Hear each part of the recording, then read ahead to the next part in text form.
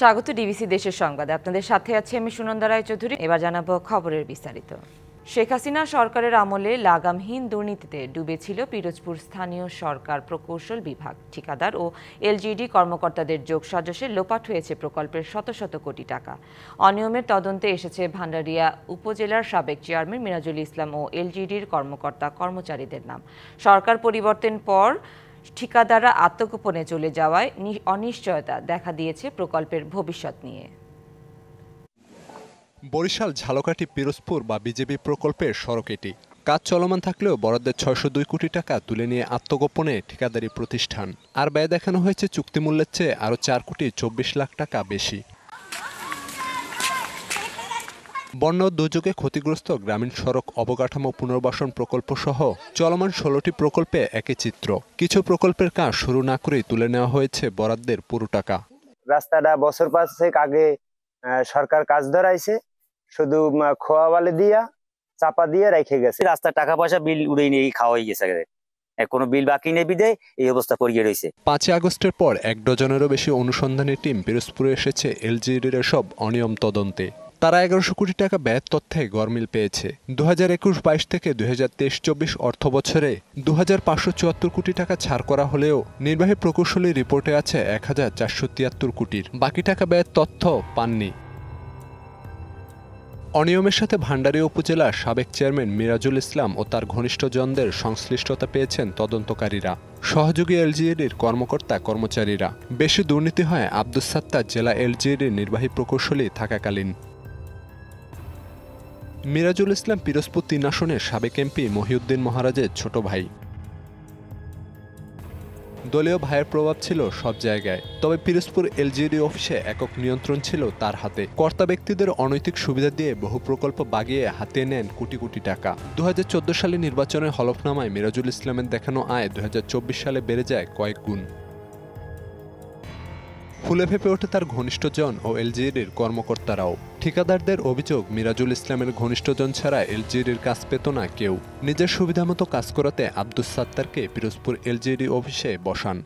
পিরোজপুরে নাকি সারা বাংলাদেশের মধ্যে সবচেয়ে বেশি বরাদ্দ হয়েছে, অথচ বাংলাদেশের অন্য জেলায় যতটুকু উন্নতি হয়েছে তার ছিটে ফোটাও পিরোজপুরে হয়নি। ১৫০০ কোটি টাকা তারা তুলে নিয়ে গেছে, যে কাজের সাইডে এখন পর্যন্ত ঠিকাদার বা ঠিকাদারের কোনো প্রতিনিধি পরিদর্শনও করে নাই। কাজ করা তো দূরের কথা। একটা ফ্যামিলি কিভাবে ৪০০ ব্রিজ পাইছে হাজার হাজার কোটি টাকা, সেটা আমাদের সবার এটা জানার বিষয়। এদিকে তদন্ত শুরু হওয়ায় আতঙ্কে অনিয়মের সাথে জড়িতরা। তথ্য লোপাটের আশঙ্কায় এলজিইডি অফিসের নিরাপত্তায় নেওয়া হয়েছে অতিরিক্ত ব্যবস্থা।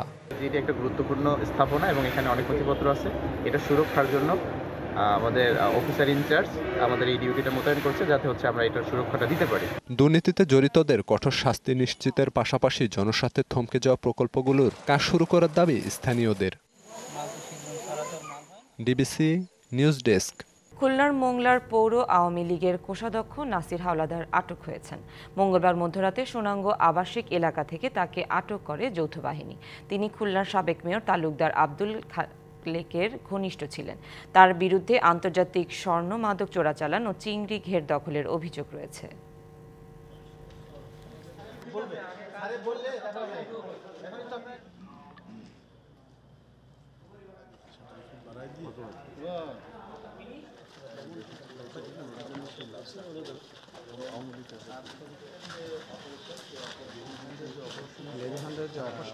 কুড়িগ্রামে বিজেপির কড়া প্রতিবাদের মুখে সীমান্তের শূন্য রেখায় লাগানো সিসি ক্যামেরা সরিয়ে নিয়েছে বিএসএফ। মঙ্গলবার দুপুরে উপজেলার দক্ষিণ বাঁশজানি গ্রামে বাংলাদেশের নো ম্যানস ল্যান্ডে বৈঠক করেন দুই দেশের সীমান্তরক্ষী বাহিনী। এতে সীমান্ত থেকে সিসি ক্যামেরাটি খুলে নিতে সম্মতি জানায় ভারতের সীমান্তরক্ষী বাহিনী। এরপর রাত 11:30টার দিকে গাছে লাগানো সিসি ক্যামেরাটি খুলে নিয়ে যায় বিএসএফ। গত ৯ ফেব্রুয়ারি রাতে নো ম্যানস ল্যান্ডে গাছের ওপর সিসি ক্যামেরা স্থাপিত হয়।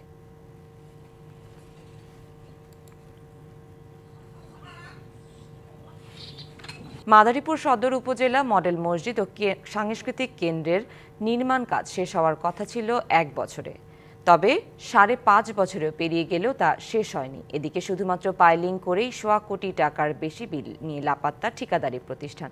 এতে স্থানীয়দের পাশাপাশি ক্ষুব্ধ মুসল্লিরাও। ঝোপঝাড় আর কাশবনে ছেয়ে আছে প্রকল্প এলাকা, কোথাও আবার পানি জমে সৃষ্টি হয়েছে জলাবদ্ধতা। অথচ এখানেই হবার কথা ছিল মডেল মসজিদ ও সাংস্কৃতিক কেন্দ্র। 3 তলা মডেল মসজিদটির নির্মাণ কাজ শুরু হয় 2019 সালের মে মাসে। 14 কোটি 71 লাখ টাকার কার্যাদেশ পায় বরিশালের ঠিকাদারি প্রতিষ্ঠান ইউনুস অ্যান্ড ব্রাদার্স। 1 বছরের মধ্যে কাজ শেষ হবার কথা থাকলেও 2021 সাল পর্যন্ত হয় কেবল পাইলিং। পরে স্থান পরিবর্তনের কারণে বন্ধ হয়ে যায় কাজ। কাজ বন্ধ হয়ে গেলেও জেলার গণপূর্ত অধিদপ্তরের সাবেক নির্বাহী প্রকৌশলী কামরুল ইসলামের যোগসাজশে 100 কোটিরও বেশি টাকা তুলে লাপাত্তা ঠিকাদারি প্রতিষ্ঠান, এমন অভিযোগ স্থানীয়দের। 3-4 বছর আগে এইটা শুরু হয়েছে, এখনও শেষ হয় নাই। এর মাঝখানে বিলও নিয়ে গেছে, তারা কত টাকা বিল নিছে না নিছে এটা উপজেলা ইঞ্জিনিয়ারও জানে, পিডব্লিউ জানে। 4 বছর গ্রহণে গেটের সামনে পাশে কর্ম করিয়া মসজিদটা করে নাই, টালিবাড়ি করিয়া ওইখানে কিছু পাইলেনে খুঁড়িও বানাই রাখছে, ওই খুঁড়ি হেনেই পড়ে রয়েছে। যতটুকু জেনেছি যে আসলে এখানে 2 নম্বরই করা হয়েছে। খালি মসজিদ না, একটা ইসলামিক রিসার্চ সেন্টার, এবং এই 1 কোটি টাকা খরচের যে দায়ী ব্যক্তিগণ তাদের বিচার হোক, এটা আমরা চাই। শিগগিরই নতুন ঠিকাদার নিয়োগ দিয়ে নির্মাণ কাজ শেষ করার কথা জানায় গণপূর্ত অধিদপ্তর। নতুন করে টেন্ডার আহ্বানের এখন প্রক্রিয়াধীন আছে। টেন্ডার আহ্বানের পরে আমরা যথাযথ নিয়মে ওই আগের জায়গাটাই বাস্তবায়ন করব। জুন 2026 পর্যন্ত এই প্রকল্পের মেয়াদ, তার আগে ইনশাল্লাহ আমরা এটা শেষ করব। দীর্ঘদিনেও মডেল মসজিদ নির্মাণ না হওয়ার কারণ অনুসন্ধান করে দোষীদের বিচারের দাবি স্থানীয়দের। DBC news desk.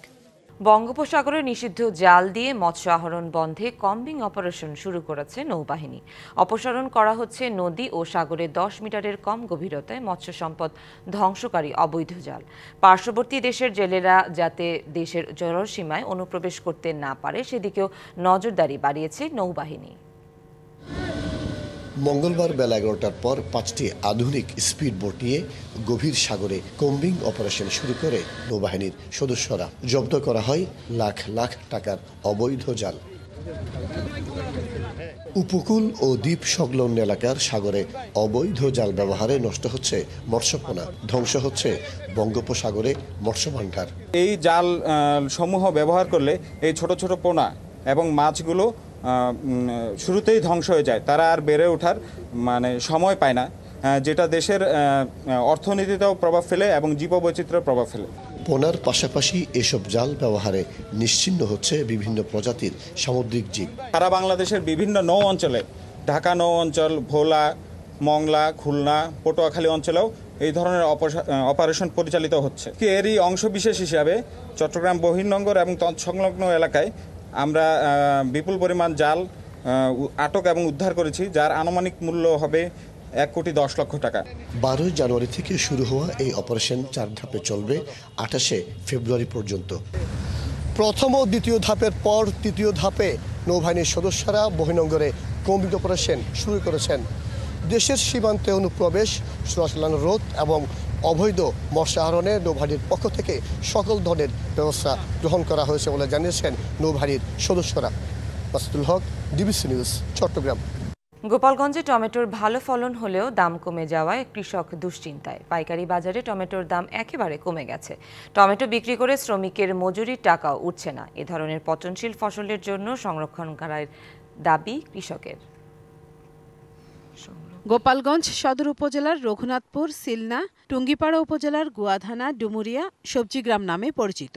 নিম্নাঞ্চল হওয়ায় প্রতিটি পরিবারই একাধিক ঘের তৈরি করে সেখানে মাছ চাষের পাশাপাশি ঘের পাড়ে নানা ধরনের সবজি চাষ করে। বছরের এই মৌসুমে এসব এলাকার টমেটো আগেভাগে বাজারে আসে, কৃষকও ভালো দাম পান। এবছর ক্ষেত থেকে কৃষক প্রতি কেজি টমেটো বিক্রি করছেন 4 থেকে 5 টাকায়, যদিও বাজারে কেজি প্রতি বিক্রি হচ্ছে 10 থেকে 15 টাকায়। এই মৌসুমে টমেটোর বাম্পার ফলন হলেও কৃষক দামে মার খাচ্ছেন। বছরের শুরুতে বেশ ভালো দামে বিক্রি করা টমেটো এখন কৃষকের গলার কাঁটা। বাজারে লিয়ে গেলে প্রায় 3 টাকা, 4 টাকা, 5 টাকা কেজি, আবার পকেটে ফেলা দাও। পরের কাছ থেকে টাকা আনছে, ভাবছি একদিন আর দেবো ওই টমেটো বিক্রি করে। এখন তোকে 2 টাকা 3 টাকা ভ্যান খরচাই হয় না। এখন টমেটো ডাঙায় ফেলাইছি, চলে আইছি। এখন দিন আর টানে মন মানসিকতা ভালো নেই। 500 টাকা কিনে বাজারে যে বিক্রি করতে পারতেছি না, তাই ফেলাই দিয়ে আমরা এখন চলে আসতেছি কি দিয়ে কি করা যাবে তাই আমরা বুঝিয়ে পারতেছি না। ফড়িয়া ব্যবসায়ীরাও টমেটোর দাম নিয়ে অসন্তুষ্ট। আজকে মাল কিনি 10 টাকা, এই মাল পরের দিন বিক্রি করি বাজারে পড়ে যায় 8 টাকা, প্রতিষ্ঠানে আমাদের লস হচ্ছে। কৃষক এবার শেষ, কৃষক এবার বাঁচবে না। এই যে টমেটো 7 টাকা কৃষকের দাম পাচ্ছে, এই দাম যা পাচ্ছে এতে কৃষকের যা ছিটতে ছেঁড়ার মজুরি হচ্ছে না। পচনশীল পণ্যের জন্য সংরক্ষণাগার নির্মাণ ও উদ্বৃত্ত ফসলের বিকল্প ব্যবহারের উপরে জোর দেন কৃষি কর্মকর্তা। ক্ষুদ্র শিল্প স্থাপন করা জরুরি।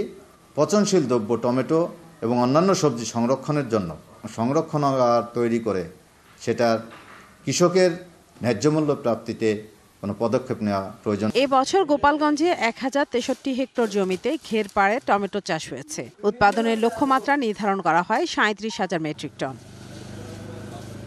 DBC news desk. আমন মৌসুম শেষ হতেই দিনাজপুরে এখন বোরো চাষে ব্যস্ত কৃষক। এবার ভালো চারা পাওয়ায় গতবারের চেয়ে বেশি ফলনের আশা করছেন তারা, তবে শঙ্কা আছে ন্যায্য মূল্যে পাওয়া নিয়ে। দিনাজপুরে চলছে বোরো ধান চাষের মৌসুম।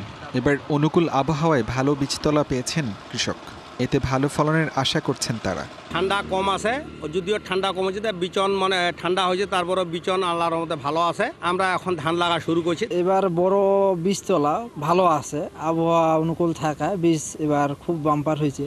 তবে মৌসুম শেষে বাজারে ভালো দাম পাবেন কিনা তা নিয়ে আছে শঙ্কা। এ ব্যাপারে সরকারের সহযোগিতা চেয়েছেন চাষিরা।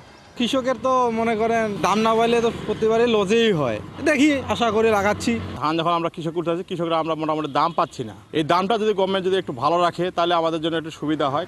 এবার 1,74,720 হেক্টর জমিতে বোরো চাষের লক্ষ্যমাত্রা ধরা হয়েছে দিনাজপুরে, আর তা পূরণে বিভিন্ন উদ্যোগ নিয়েছে কৃষি বিভাগ। দিনাজপুর জেলায় ফেব্রুয়ারি মাসটাই মূলত বোরো ধানের চারা রোপণের উপযুক্ত সময়, সেই হিসেবে এই মাসের মধ্যেই চারা রোপণ হয়ে থাকে। লক্ষ্যমাত্রার বিপরীতে যে পরিমাণ বীজতলা হওয়ার কথা ছিল সেটা ভালোভাবেই হয়েছিল, এবং এবার আবহাওয়া অনুকূলে থাকায় কোথাও কোনো বীজতলার ক্ষতি হয়নি। জেলায় এ মাসে 80% রোপণ কাজ শেষ হবে বলে জানিয়েছে কৃষি বিভাগ। DBC news desk. শৈশবে টাইফয়েড জ্বরে আক্রান্ত হয়ে নিভে যায় 2 চোখের আলো। টাকার অভাবে চিকিৎসা করাতে পারেনি পরিবার, অন্ধত্বের কারণে জোটেনি কাজও। তবে ইচ্ছা শক্তির কাছে যে পাহাড়সম বাধাও হার মানে তার প্রমাণ টাঙ্গাইলের আব্দুল গফুর। প্রবল ইচ্ছা শক্তিতে নিজের হাতে গড়েছেন জীবন, পাল্টে দিয়েছেন পরিবারের চিত্র। সফল খামারি আব্দুল গফুরের গল্প শুনবো এবার। অন্ধত্ব কখনো বাধা হতে পারেনি আব্দুল গফুরের কাছে। মুরগির খামারে খাবার দেয়া কিংবা ডিম সংগ্রহ, সব কাজই করেছেন নিপুণ হাতে। দৃষ্টি প্রতিবন্ধতার কারণে কোথাও কাজ পাননি গফুর, তবে প্রতিবন্ধকতার কাছে হার মানেননি তিনি। প্রাণী সম্পদ চিকিৎসকের পরামর্শে 2015 সালে গড়ে তোলেন মুরগির খামার, পাশাপাশি করেন কৃষিকাজও। প্রথম অবস্থায় মনে করেন এটা মানুষটা আমার ভয় দেখাইছে, পরে আমি করি ইনশাল্লাহ আমার মনে হয় আমি পারবো, আমার একটা সাহস ছিল। 2015 সাল থেকে আস্তে আস্তে মনে করেন যে 1200 মুরগি করছিলাম, তারপরে মনে করেন আস্তে আস্তে এখন আবার আমার 2000 মুরগি আছে। টাঙ্গাইলের ঘাটাইলের শিশিরচালা গ্রামের এই যুবক জন্মের পর স্বাভাবিক জীবনযাপন করতেন। 9 বছর বয়সে টাইফয়েড জ্বরে আক্রান্ত হয়ে 2 চোখের দৃষ্টি হারান। উঁচু মানসিকতা আর প্রবল ইচ্ছাশক্তির জোরে পরিবারের হাল ধরেছেন তিনি। গফুর এখন সমাজের কাছেও অনুকরণীয়। আমার ভাই যা পারে স্বাভাবিক মানুষ তা করতে পারে না। চোখের সমস্যা থাকলেও আল্লাহ ভাই আতাই আতাই মা বাপের খেজমত করতেছে। হিসাবপাতি যত হিসাবপাতি ওই করে। পোল্ট্রির ফার্মে একাই ওই আতাই আতাই ওইটা দোয়া মশা ডিম তোলাই না সব পারে। স্বাভাবিক মানুষের মতো ওই চলাফেরা, টাকা পয়সা, হিসাবপাতি সব কিছু পারফেক্ট আছে। গফুরের সফলতার গল্পে সঙ্গী হয়েছে জেলার প্রাণী সম্পদ অফিস। ওকে আমি যখন প্রথম দিন দেখি তখন আমার মনে হচ্ছিল যে সে কিভাবে মুরগি ফার্ম করে, কিন্তু পরে আইসে আমি দেখছি যে সে একজন অন্ধ প্রতিবন্ধী হওয়ার পরেও কোন মুরগিটা অসুস্থ, কোন জায়গায় অসুস্থ, কোন জায়গায় কম খাচ্ছে, এগুলো দেখেও সে মুরগি সুস্থ কিনা অসুস্থ বুঝতে পারে। গফুরকে আমরা আমাদের প্রাণী সম্পদ দপ্তর থেকে আমরা ভ্যাকসিন সরবরাহ করে থাকি। গফুর আমাদের জন্য একটা দৃষ্টান্ত। প্রতিবন্ধী হওয়ার পরেও উনি একজন সফল খামারি। স্বপ্ন পূরণে লড়াই করার মানসিকতা থাকলে কোনো বাধাই বড় নয়, গফুরের জীবন তাই শেখায়। DBC news desk. পটুয়াখালীর কলাপাড়ায় জুলাই আন্দোলনের সমন্বয়কারী ও ডিজিটাল কন্টেন্ট ক্রিয়েটর নুরুজ্জামান কাফির বাড়িতে আগুন দিয়েছে দুর্বৃত্তরা। রাতে 2:15টার দিকে কলাপাড়া উপজেলার রজপাড়া গ্রামে এই ঘটনা ঘটে। মুহূর্তের আগুন ছড়িয়ে পড়ে খবর পেয়ে ঘটনাস্থলে যায় ফায়ার সার্ভিস। দ্রুত সময়ের মধ্যে আগুন নিয়ন্ত্রণে আনা হয়। এই ঘটনায় কেউ আহত হয়নি। কে বা কারা এই ঘটনা ঘটিয়েছে তা প্রাথমিকভাবে জানা যায়নি।